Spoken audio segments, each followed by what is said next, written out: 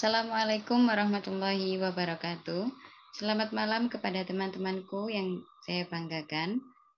Puji syukur kehadirat Tuhan yang telah memberikan rahmat serta hidayahnya, sehingga kita dapat menjalankan Zoom meeting untuk diskusi pada materi pendidikan Pancasila yang kedua.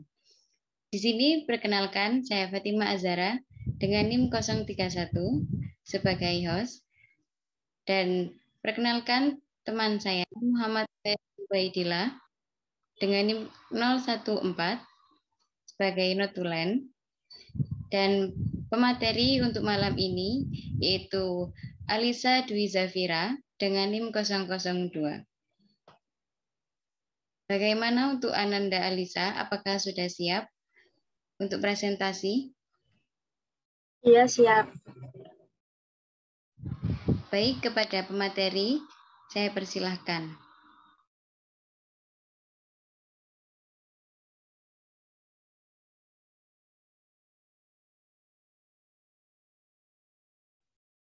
Assalamualaikum warahmatullahi wabarakatuh. Waalaikumsalam warahmatullahi wabarakatuh.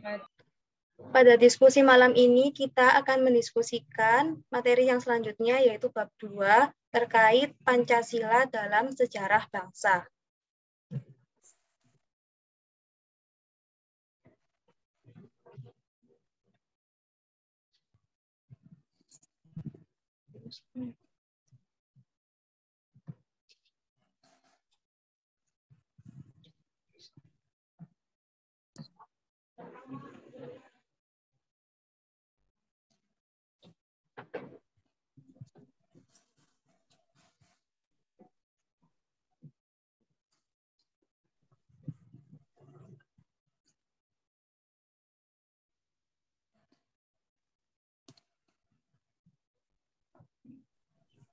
Nah,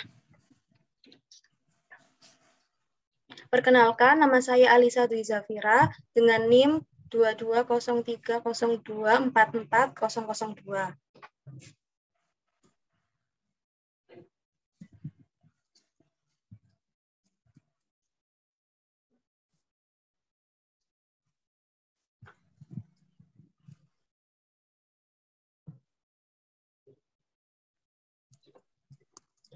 Pendahuluan. Nilai-nilai luhur konsepsi Pancasila menjadi refleksi perjalanan sejarah bangsa Indonesia menjadi sebuah bangsa. Nilai yang terkandung dalam Pancasila berupa 1. Nilai adat istiadat, 2. Nilai kebudayaan, 3. Nilai religius terimplementasi serta teramalkan sebagai pandangan hidup bangsa dan nilai esensial kehidupan bersama di Indonesia. Pancasila merupakan ilham hasil renungan untuk mencari jawaban terhadap pertanyaan Ketua BPUPKI, yaitu Dr. Rajiman Widyadiningrat, tentang dasar negara Indonesia merdeka. 5 dasar atau sila ini dinamakan Philosophische Grundzüge, yaitu nilai esensial Pancasila tentang esensi ketuhanan, kemanusiaan, persatuan, kerakyatan, serta keadilan yang secara objektif telah dimiliki bangsa Indonesia sejak zaman dahulu kala sebelum mendirikan negara.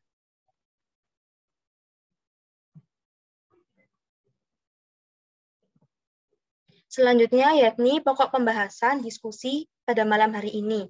Yang pertama meliputi nilai material Pancasila dalam budaya bangsa. Dalam nilai material Pancasila dalam budaya bangsa ini terbagi menjadi 5 masa. Yang pertama, masa awal Indonesia. Kedua, masa kerajaan tradisional. Yang ketiga, masa kolonialisasi, imperialisme Barat. Yang keempat, masa kebangkitan kesadaran nasional. Dan yang kelima, masa pendudukan Jepang. Yang kedua, perumusan dan pengesahan Pancasila, meliputi pembentukan BPUPKI, perumusan Pancasila tanggal 29 Mei sampai 1 Juni 1945, dan pengesahan Pancasila sebagai dasar negara. Selanjutnya yang ketiga, dinamika Pancasila, meliputi 5 masa. Yang pertama, masa menjelang proklamasi kemerdekaan atau era prakemerdekaan. Yang kedua, masa pembentukan negara Indonesia atau era kemerdekaan. Yang ketiga, masa Orde Lama pada tahun 1945 sampai 1965. Yang keempat, masa Orde Baru pada tahun 1968 sampai 1998. Dan yang kelima, masa reformasi dan pasca reformasi pada tahun 1998 sampai saat ini.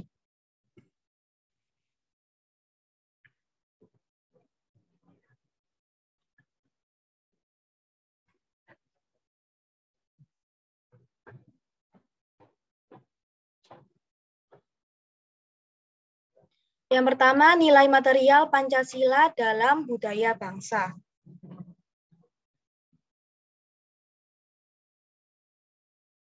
Satu, masa awal Indonesia. Peradaban awal manusia Nusantara atau manusia Indonesia dikenal sejak temuan artefak dan fosil manusia purba, mulai dari Pithecanthropus erectus, Pithecanthropus robustus, Homo solensis, Homo wajakensis, Homo mojokertensis, dan Homo sapiens. Nilai kehidupan masa ini menjadi indikator awal nilai-nilai Pancasila. Selanjutnya yang kedua, masa kerajaan tradisional. Hubungan awal Nusantara dan Cina, India terjadi melalui perdagangan. Keberhasilan penetrasi budaya Nusantara dan Cina India melahirkan tumbuhnya kerajaan di Nusantara bercorak Hindu dan Buddha, seperti Kerajaan Sriwijaya, Majapahit, dan sebagainya. Kebudayaan Hindu-Buddha membawa pengaruh pada nilai-nilai kehidupan masyarakat Indonesia pada saat itu. Salah satunya yaitu adanya kitab Sutasoma, karya Empu Tantular, bahwa sikap toleransi masyarakat termuat dalam semboyan Bhinneka Tunggal Ika Tadhana Dharma Mangrawa, yang artinya walaupun berbeda, namun satu jua. Yang ketiga, masa kolonialisasi imperialisme Barat.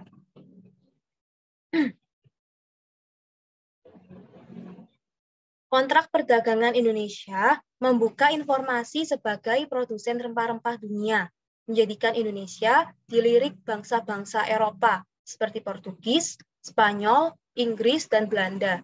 Kedatangan bangsa Eropa ke Indonesia justru mendatangkan kesengsaraan masyarakat karena eksploitasi sumber daya alam dan sumber daya manusia Indonesia. Salah satunya yaitu kedatangan Belanda pada tahun 1596 menjadi titik awal kolonialisasi imperialismenya di Indonesia. Belanda membentuk VOC tahun 1602 sebagai sebuah kongsi dagang Belanda dengan kewenangan penuh untuk memiliki satuan militer, mencetak uang sendiri, mengadakan perjanjian dengan penguasa lokal, serta monopoli perdagangan, dan terjadinya eksplorasi dan eksploitasi luas, khususnya di Jawa dan Sumatera, menimbulkan beberapa pemberontakan yang bersifat kedaerahan. Pemberontakan yang bersifat kedaerahan tersebut dibagi menjadi dua pola. Yang pertama, masa abad ke-16 sampai ke-17, dan yang kedua, masa perjuangan abad ke-18 sampai ke-19. Peperangan lokal tersebut menunjukkan bahwa rasa persatuan dan musyawarahnya terwakili oleh penguasa lokal. Situasi ini berlanjut sampai abad ke-20, sehingga nilai ketiga sampai kelima belum sepenuhnya berhasil terwujud pada masa ini.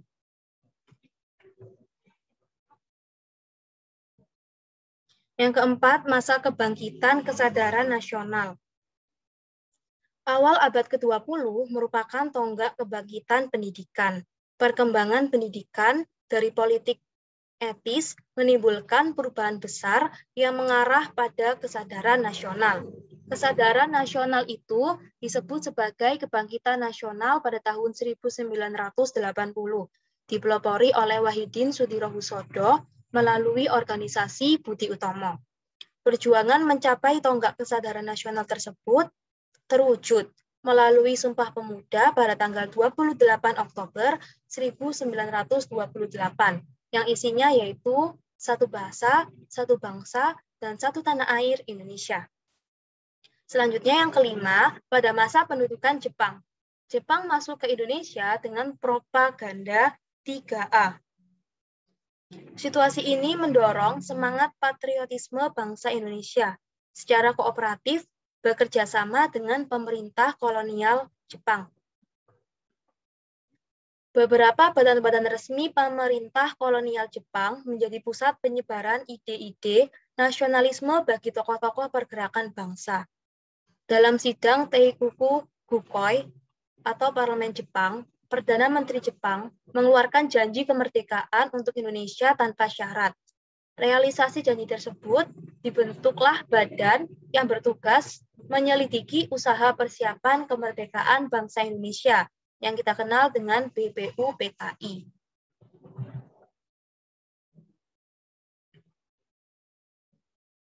Selanjutnya yaitu perumusan dan pengesahan Pancasila. Yang pertama, pembentukan BPUPKI. BPUPKI terbentuk akibat kekalahan Jepang dari sekutu pada Perang Asia Timur Raya. Maka dibentuklah Dokuritsu Jundi Chosaka, yaitu suatu badan penyelidik usaha persiapan kemerdekaan Indonesia atau BPUPKI. BPUPKI sangat berjasa dalam merumuskan konsep dasar negara dan UUD Negara Indonesia. Yang kedua, perumusan Pancasila pada tanggal 29 Mei sampai 1 Juni 1945. Sidang BPUPKI dilaksanakan 2 masa, yaitu yang pertama, sidang pertama pada tanggal 29 Mei sampai 1 Juni 1945, membahas dasar negara Indonesia merdeka. Usulan pribadi disampaikan oleh 3 tokoh, yaitu Muhammad Yamin, Mr. Supomo, dan Insinyur Soekarno. Istilah Pancasila baru diperkenalkan oleh Insinyur Soekarno dalam pidatonya tanggal 1 Juni 1945, sehingga pada tanggal 1 Juni ini diperingati sebagai hari lahirnya Pancasila. Yang kedua, sidang kedua pada tanggal 29 Mei sampai 1 Juni membahas rancangan Undang-Undang Dasar. Selanjutnya yang ketiga, pengesahan Pancasila sebagai dasar negara. Hasil sidang rapat PPKI tanggal 18 Agustus 1945 menghasilkan pengesahan Pancasila sebagai dasar negara yang memiliki kedudukan konstitusional dan disepakati bersama seluruh rakyat Indonesia, yang berisi keputusan merubah Jakarta Charter atau Piagam Jakarta dan kesepakatan lainnya.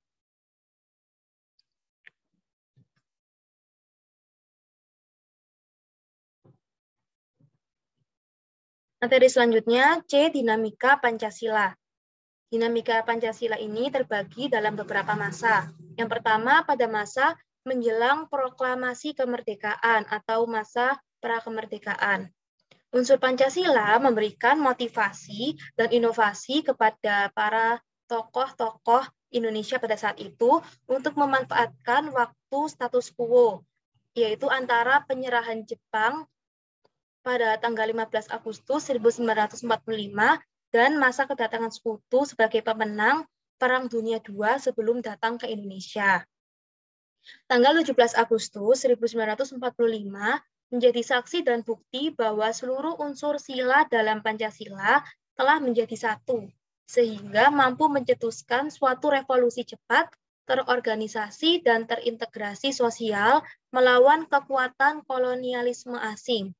Proklamasi kemerdekaan Indonesia menjadi titik awal revolusi Pancasila dalam membangun kehidupan berbangsa dan bernegara di Indonesia. Yang kedua, yaitu masa pembentukan negara Indonesia. Berita proklamasi kemerdekaan Indonesia yang telah dikumandangkan pada tanggal 17 Agustus 1945 belum sepenuhnya diketahui seluruh rakyat Indonesia karena sulitnya komunikasi, sehingga berbagai tantangan pun muncul. Akan tetapi berbagai dukungan datang dari berbagai daerah. Hal ini terbukti dengan adanya dukungan dari para gubernur dari 8 provinsi yang sudah dibentuk pada tanggal 18 Agustus 1945.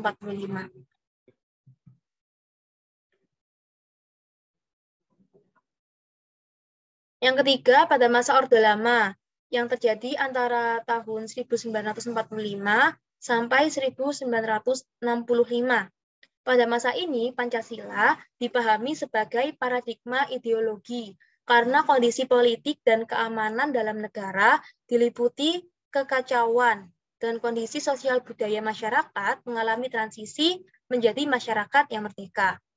Masalah Orde Lama adalah masa pencarian bentuk implementasi Pancasila dalam sistem kenegaraan. Banyak penyimpangan yang terjadi hingga Soeharto diangkat menjadi presiden dan memberhentikan Presiden Soekarno dari jabatannya. Yang keempat, masa Orde Baru yang terjadi antara tahun 1968 sampai tahun 1998.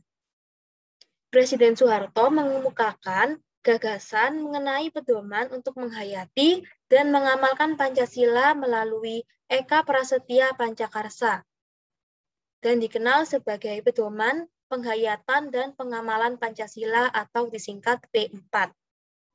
P4 ini bertujuan untuk membentuk pemahaman yang sama tentang demokrasi Pancasila, sehingga diharapkan persatuan dan kesatuan nasional akan terbentuk dan terpelihara melalui implementasi sistem kepribadian, sistem budaya, dan sistem sosial masyarakat Indonesia.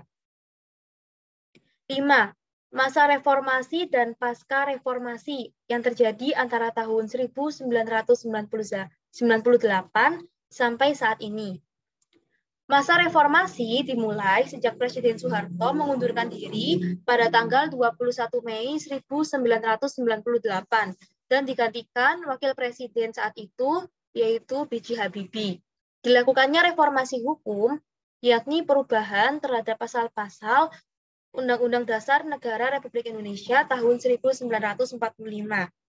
Reformasi berupaya untuk mengembalikan kedudukan dan fungsi Pancasila sebagai dasar negara. Nilai Pancasila perlu dijabarkan lebih detail ke dalam berbagai peraturan perundangan.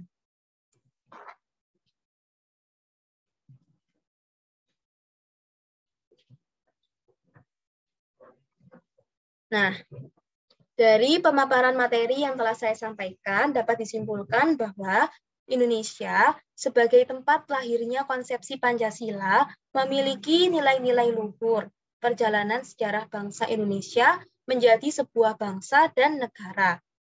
Indonesia memiliki beragam nilai luhur yang akhirnya menjadi inti historis, kultural, dan filosofis pada makna filsafati Pancasila.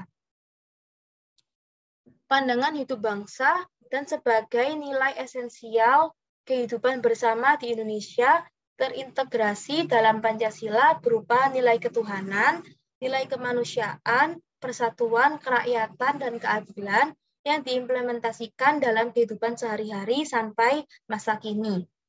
Fleksibilitas Pancasila membingkai nasionalisme menjadi aset penting bagi kehidupan dalam kemajemukan budaya, meliputi agama, suku, geografis, pengalaman sejarah, dan kehidupan paradoks, butuh kesadaran bersama yang baru secara rohaniah sebagai bangsa.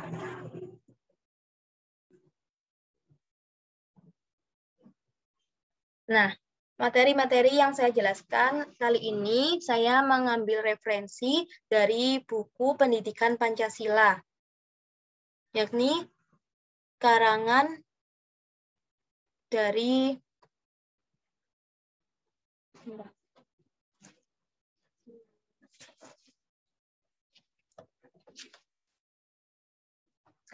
Tim Pendidikan Pancasila UNESA. Seperti ini bukunya.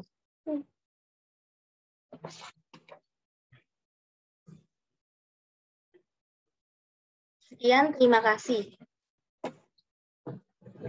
Bisa saya kembalikan ke moderator. Oke, baik. Terima kasih untuk Alisa Dwi Zafira. Materi sangat bagus sekali. Lanjut ya teman-teman pada sesi pertanyaan tanya jawab. Mungkin dari kalian ada yang ingin bertanya atau kurang paham dari materi yang disampaikan oleh teman kita, Alisa Dwi Zafira, silakan boleh raise hand ya.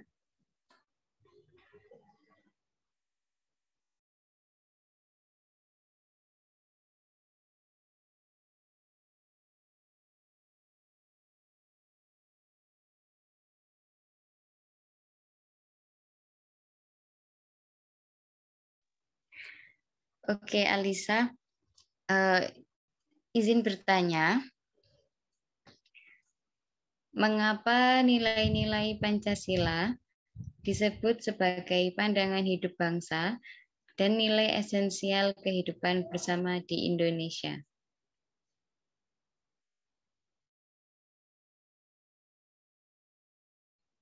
Baik, terima kasih atas pertanyaannya. Saya izin menjawab. Mengapa nilai-nilai Pancasila disebut sebagai pandangan hidup bangsa dan nilai esensial kehidupan bersama di Indonesia? Yang pertama, karena keberadaan nilai-nilai Pancasila dapat memberikan arah perilaku masyarakat Indonesia agar sesuai dengan nilai-nilai luhur yang telah diyakini keberadaannya. Sebagai pandangan hidup bangsa, Pancasila menjadi pedoman pemecahan permasalahan yang dihadapi. Pedoman bangsa Indonesia dalam membangun bangsanya sendiri dan juga berhubungan dengan bangsa lain. Pancasila juga sebagai kerangka acuan, baik dalam menata kehidupan pribadi atau interaksinya di antara manusia dalam kehidupan bermasyarakat, berbangsa, dan bernegara. Pancasila juga menjadi penuntun dan penunjuk arah bagi bangsa Indonesia di segala kegiatan, aktivitas hidup, dan kehidupan berbagai bidang. Contohnya, tentang amandemen UUD 1945 yang menyebutkan bahwa tugas presiden terpilih itu dipilih karena perwakilan melalui DPR.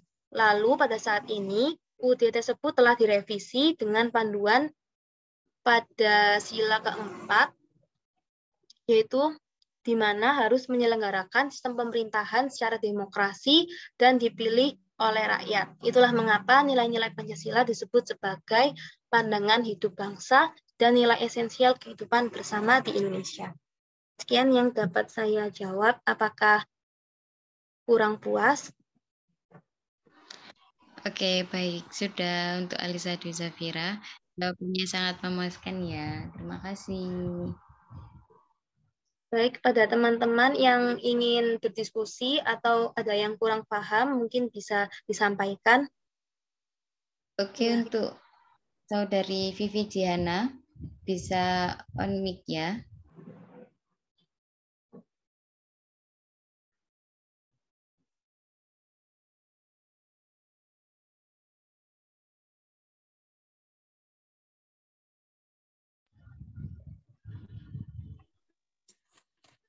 Terima kasih atas kesempatan yang diberikan. Sebelumnya perkenalkan, saya Vivi Jiana Dewi Rukmana Putri dengan nomor 3 nomor NIM terakhir 007, izin bertanya.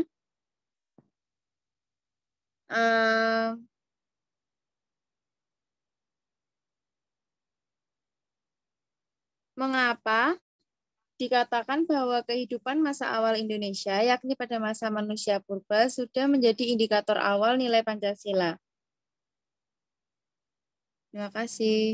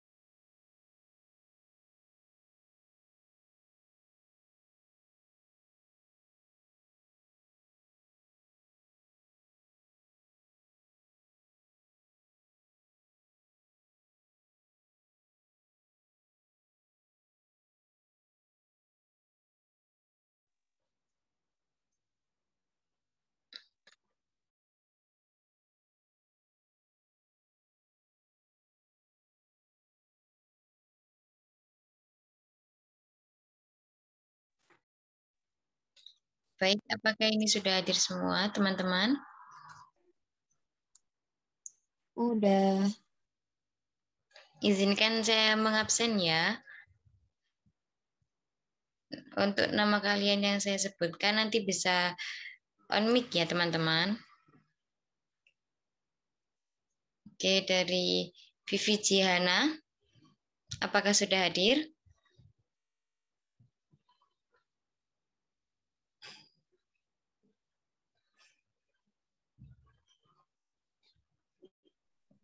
Hadir. Oke, baik. Untuk Alisa Dwi Zafira, apakah sudah hadir? Hadir.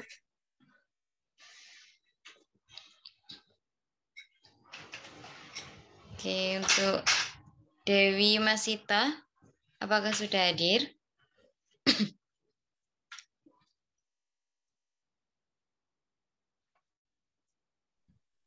Hadir. Oke, kemudian untuk Erianti, apakah sudah hadir? Hadir.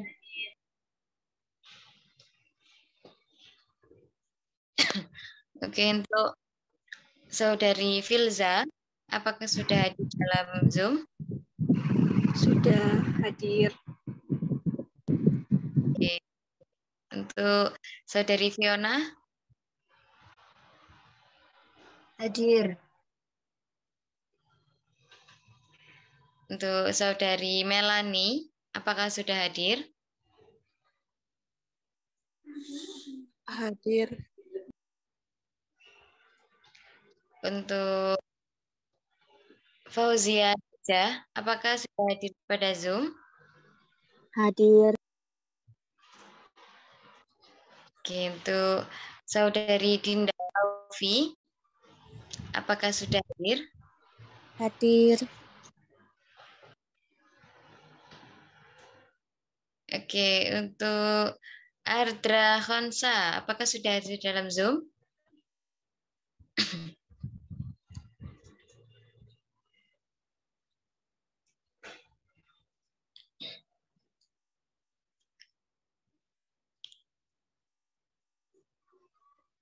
Saudari Ardra, apakah sudah hadir?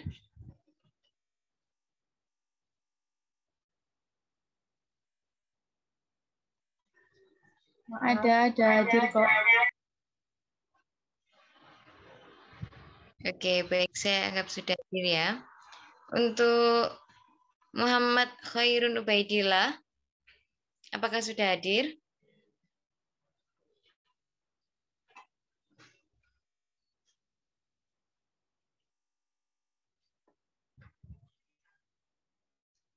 Ubaidillah, apakah sudah hadir? Sudah hadir.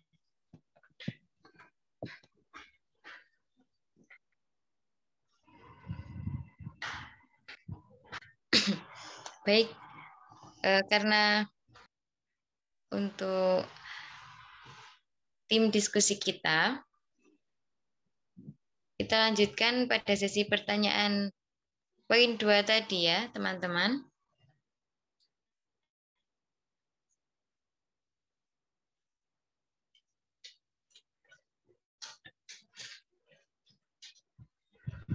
Bisa diulang tadi, Saudari Vivi, untuk pertanyaannya.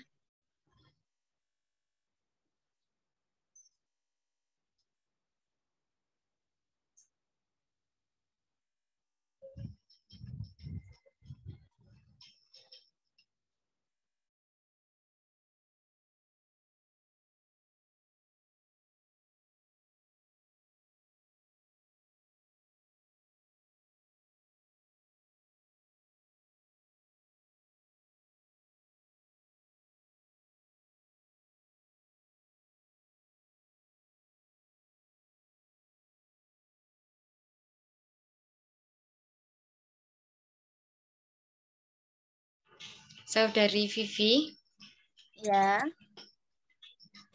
apakah ada kendala? Ya. sedikit kendala. Oke, kita tunggu ya teman-teman. Sepertinya Saudari Vivi sedang ada kendala. Atau dari yang lain mungkin bisa bertanya untuk materi poin bab 2 ini. Maaf, moderator sudah bisa kok.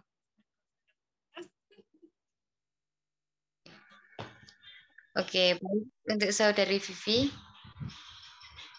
Apakah perkenalan bisa ulang? mengulang kembali.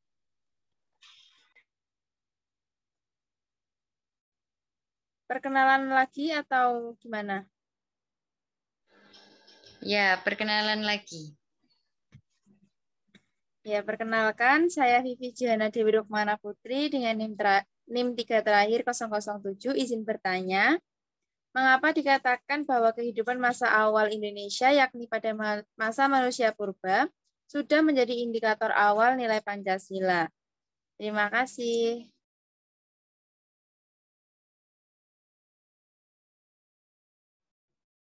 Baik, terima kasih atas pertanyaannya. Saya izin menjawab. Pada masa awal Indonesia atau masa manusia purba dikatakan menjadi indikator awal nilai Pancasila. Hal ini karena pada masa awal tersebut beberapa nilai-nilai kehidupannya yang sudah ada mencerminkan nilai-nilai Pancasila. Contohnya seperti pada nilai kehidupan religi yang sudah tumbuh sejak zaman batu muda atau Neolitikum. Saat itu manusia mulai berpikir tentang adanya pencipta atau pelindung kehidupan manusia. Aktivitas religi terlihat dari temuan alat upacara dan ritual upacara, seperti upacara pemujaan roh nenek moyang dan upacara untuk ritual mendatangkan hujan dan lain sebagainya. Yang kedua, pada nilai kemanusiaan, nampak pada perilaku penghargaan terhadap anggota masyarakatnya. Yang meninggal itu dengan dilakukan seperti upacara ritual penguburan sampai pemujaan arwah, serta juga adanya sistem barter. Yang ketiga yaitu pada nilai persatuan, nampak pada pola pemenuhan kebutuhan hidup dengan pembagian kerja. Misalnya kaum pria mencari makanan, dan kaum wanita menetap di gua untuk membuat alat-alat rumah tangga serta menjaga anak-anak. Yang keempat, pada kehidupan organisasi, nampak melalui terbentuknya desa komunal dan kehidupan bercocok tanam atau food producing. Yang kelima, konsep lumbung padi menjadi awal penanaman nilai berbagi atau nilai sosial demi kepentingan kesejahteraan bersama. Nah, itulah mengapa pada zaman manusia purba atau masa awal Indonesia dikatakan sebagai indikator awal nilai Pancasila. Sekian yang dapat saya jawab. Apakah masih kurang jelas? Sudah cukup jelas, terima kasih. Baik, sama-sama. Selanjutnya, kepada teman-teman yang ingin berdiskusi atau ada yang ingin ditanyakan, saya persilahkan.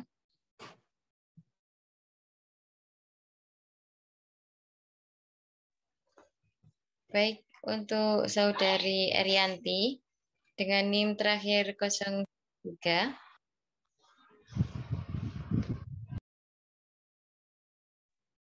Baik, terima kasih atas kesempatannya. Izin memperkenalkan diri. Nama saya Erianti Dorisa Fitri dengan NIM akhir 013. Di sini saya ingin bertanya, mengapa ada politik etis menimbulkan perubahan besar yang mengarah pada kesadaran nasional? Terima kasih. Maaf memotong. Untuk Saudari Erianti, apakah bisa diulang pertanyaannya? Karena ada teman yang koneksi buruk ya, jadi suaranya terputus-putus. Baik. Baik, terima kasih atas kesempatannya. Izin memperkenalkan diri sekali lagi. Perkenalkan, nama saya Arianti Nurisa Fitri dengan NIM akhir 013. Di sini saya ingin bertanya, mengapa adanya politik etis menimbulkan perubahan besar yang mengarah pada kesadaran nasional? Terima kasih. Baik, terima kasih atas pertanyaannya. Tadi pertanyaannya yaitu mengapa adanya politik etis menimbulkan perubahan besar yang mengarah pada kesadaran nasional. Nah, politik etis itu adalah suatu kebijakan yang dikeluarkan oleh pemerintah kolonial Hindia Belanda sejak tanggal 17 September 1901. Politik etis disebut pula sebagai politik balas budi. Politik etis sendiri bermula dari kebijakan tanam paksa yang amat sangat menyengsarakan masyarakat Indonesia. Nah, oleh karena itu, beberapa aktivis dari Belanda seperti Peter Brusov dan Van Deventer memperkasai digagasnya politik etis sebagai bentuk balas budi kepada rakyat Indonesia. Van Deventer pertama kali mengungkapkan perihal politik etis melalui majalah The Kids pada tahun 1899.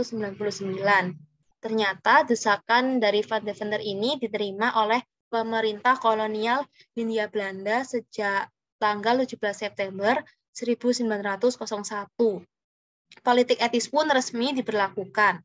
Politik etis sendiri terdiri atas 3 program, yaitu program edukasi, transmigrasi, dan irigasi. Nah, dengan adanya program edukasi ini yang diberikan dalam politik etis, melahirkan kaum-kaum terpelajar dari kalangan pribumi.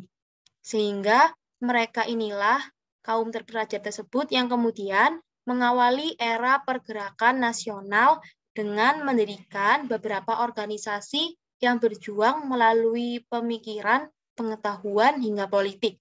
Sehingga itulah mengapa politik etis dapat menimbulkan perubahan besar yang mengarah pada kesadaran nasional. Nah, itu yang dapat saya jawab. Apakah masih kurang jelas?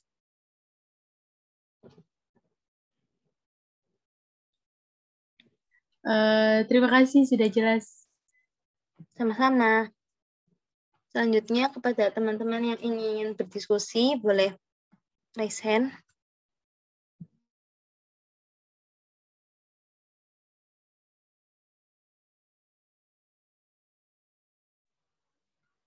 Oke, untuk saudari Ginda Aufi,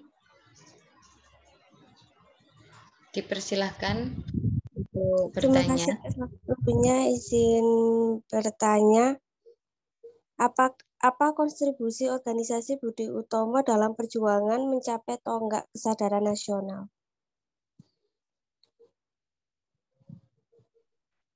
Terima kasih atas pertanyaannya. Pertanyaannya yang tadi itu apa kontribusi organisasi Budi Utomo dalam perjuangan mencapai tonggak kesadaran nasional. Nah, organisasi Budi Utomo itu didirikan di Jakarta pada tanggal 21 Mei 1908. Organisasi ini bersifat nasional dan modern pertama di Indonesia. Program Budi Utomo adalah mengusahakan perbaikan pendidikan dan pengajaran. Awalnya program Budi Utomo ini bersifat sosial, karena pada saat itu belum dimungkinkan melaksanakan gerakan yang bersifat politik. Namun setelah diadakannya Kongres pertama Budi Utomo di Yogyakarta pada tanggal 5 Oktober 1908, menghasilkan tujuan organisasi yang lebih sempurna, yaitu kemajuan yang harmonis antara bangsa dan negara, terutama dalam memajukan pengajaran, pertanian, peternakan, dagang, teknik industri, dan kebudayaan. Dalam perkembangan selanjutnya, Budi Utomo ini memiliki program mengembangkan kehormatan bangsa. Organisasi ini ingin menyejajarkan negara Indonesia dengan negara-negara lain, saat itu Indonesia kan masih dijajah Belanda. Akan tetapi salah satu anggotanya yakni Sutomo yakin melalui organisasi Budi Utomo nasib tanah air Indonesia pada kemudian hari akan ada di tangan kita para pelajar. Gerakan Budi Utomo pada awalnya masih terbatas pada Pulau Jawa dan Madura, akan tetapi seiring dengan perkembangannya pengaruhnya terus meluas. Akhirnya organisasi Budi Utomo inilah yang mendorong terbentuknya organisasi-organisasi kebangsaan lainnya, seperti Serikat Islam, ISDV, Unispartij, dan PNI. Nah, itulah kontribusi organisasi Budi Utomo dalam perjuangan mencapai tonggak kesadaran nasional. Apakah masih kurang jelas? Sudah jelas. Baik, terima kasih. Kepada teman-teman selanjutnya yang ingin berdiskusi, saya persilahkan.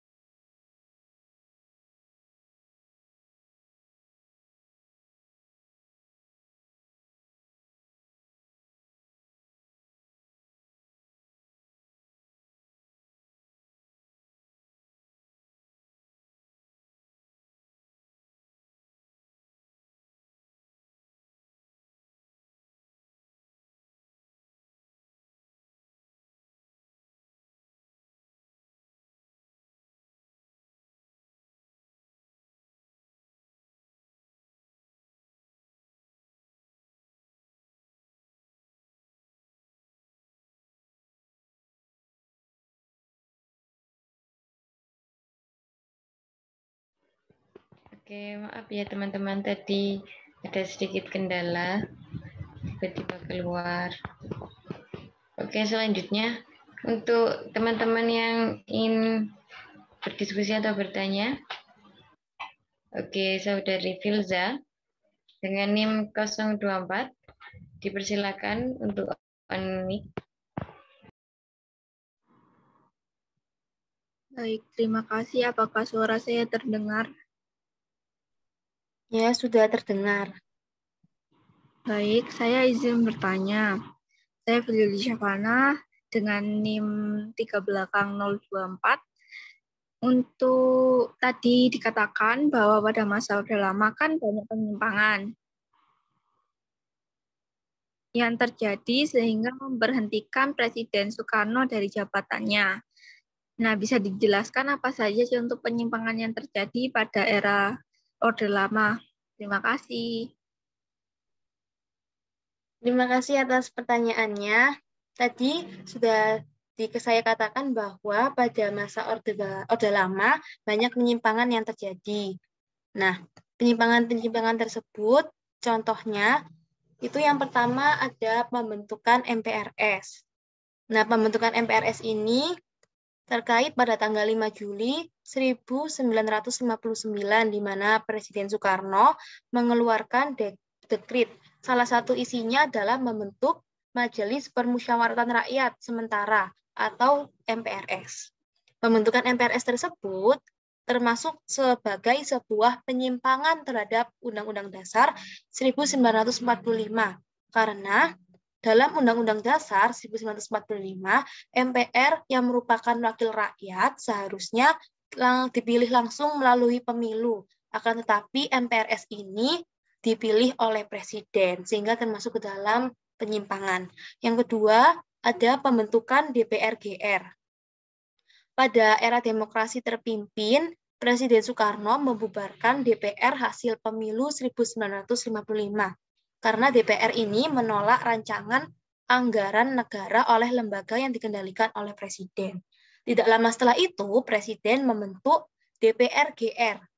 Jika pemilihan sebelumnya melalui pemilu dan pemilu, para anggota DPR-GR ini dibentuk langsung oleh Presiden. Dan hal ini juga termasuk penyimpangan terhadap Undang-Undang Dasar 1945. Selain itu, semua kebijakan atau keputusan yang diambil oleh DPR-GR harus mendapatkan persetujuan dari Presiden terlebih dahulu. Padahal seharusnya kan kedudukan DPR sejajar dengan dengan presiden. Lalu ada contoh yang ketiga, yaitu adanya pengangkatan presiden seumur hidup. Pada tahun 1963, MPRS mengeluarkan sebuah ketetapan yang menyimpang dari isi TAP MPRS nomor 3 MPRS pada tahun 1963, yakni mengangkat Soekarno sebagai presiden untuk seumur hidup. Hal itu tentu saja bertentangan dengan pasal 7 Undang-Undang Dasar 1945. Namun pada waktu itu, anggota MPRS memang berada di bawah kekuasaan Soekarno. Selanjutnya, bentuk-bentuk penyimpangannya yaitu ada menerapkan politik mercusuar, pembentukan poros Jakarta-Peking, konfrontasi Malaysia dan keluarnya Indonesia dari PBB, serta penerapan konsep nasionalis, agama, dan komunis atau disingkat Nasakom. Nah, penerapan konsep Nasakom ini itu terjadi pada saat demokrasi terpimpin oleh Presiden Soekarno yang menerapkan paham Nasakom, yaitu nasionalisme, agama, dan komunis. Menurut Presiden Soekarno, ketiga hal tersebut terpilih karena mewakili pilar utama kekuatan politik di Indonesia. Pada waktu itu, ia melihat bahwa ada 3 aliran politik yang menjadi penggerak pergerakan nasional. Yang pertama ada Indispartij yang mewakili nasionalisme, Partai Komunis Indonesia atau PKI yang menjadi wakil ideologi itu Marxisme, dan Sarekat Islam yang mewakili golongan Muslim. Soekarno selanjutnya semakin gencar menerapkan Nasakom. Ia juga mengatakan bahwa barang siapa saja yang menyetujui Pancasila maka harus setuju dengan Nasakom, sehingga berhembus rumor bahwa ideologi Pancasila akan digantikan dengan ideologi Nasakom. Nah, kejadian ini memicu perseteruan antara kubu PKI dan Soekarno dengan TNI. Hal inilah contoh-contoh penyimpangan yang terjadi pada masa Orde Lama. Sekian yang dapat saya jawab. Apakah masih kurang paham? Baik, sudah cukup paham. Terima kasih, Alisa. Baik, sama-sama. Selanjutnya kepada teman-teman yang ingin bertanya, saya persilahkan.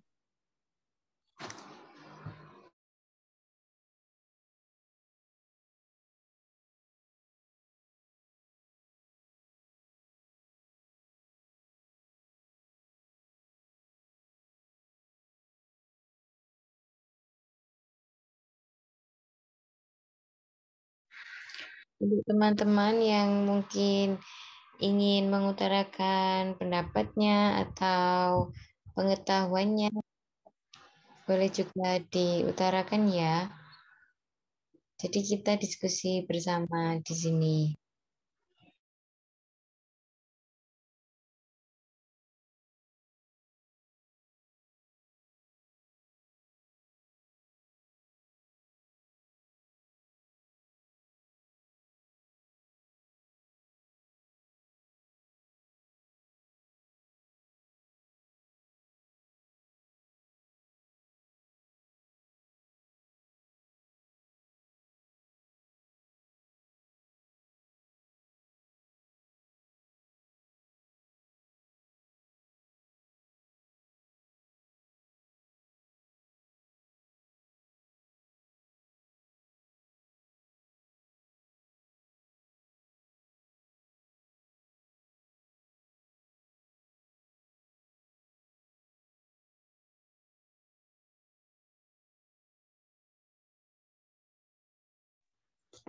Untuk teman-teman, apakah sudah puas dengan materinya? Tidak ada pertanyaan lagi. Mungkin Saudari Dewi Masita, tidak ada pertanyaan? Atau saudara Ubed? Tidak ada. Tidak ada, dicukupkan. Oke, baik. Untuk saudara Ubed, apakah ada pertanyaan? Tidak ada pertanyaan.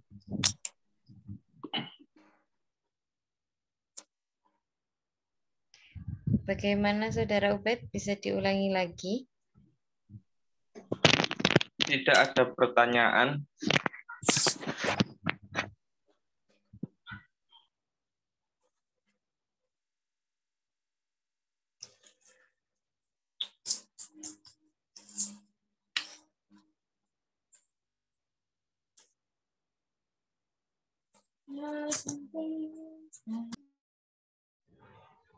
Baik, kepada teman-teman, apabila tidak ada yang ingin ditanyakan lagi, sekian yang bisa saya sampaikan selaku pemateri pada malam hari ini. Mohon maaf apabila ada salah perkataan atau ada kekeliruan dalam materi yang saya sampaikan.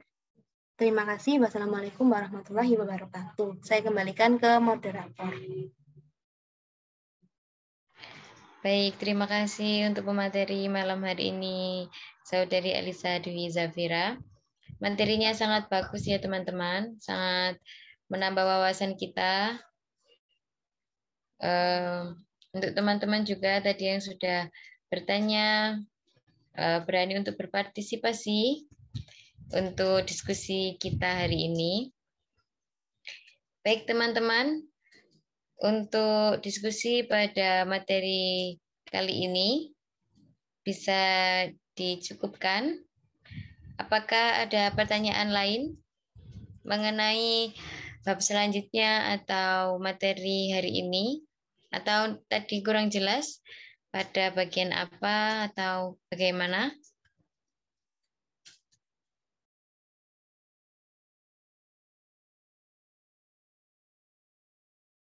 Sudah cukup jelas. Sudah cukup, sudah jelas. Oke, baik. Sepertinya kalian sudah lelah ya, teman-teman.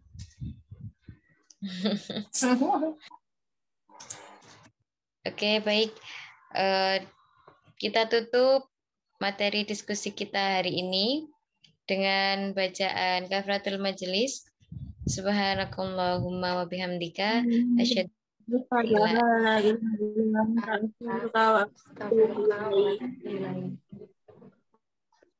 Baik, saya sebagai moderator malam ini, terima kasih banyak atas waktu yang kalian luangkan. Mohon maaf atas kesalahan tutur kata saya. Sekian dari saya. Wassalamualaikum warahmatullahi wabarakatuh. Selamat malam. Waalaikumsalam warahmatullahi wabarakatuh. Selamat malam juga.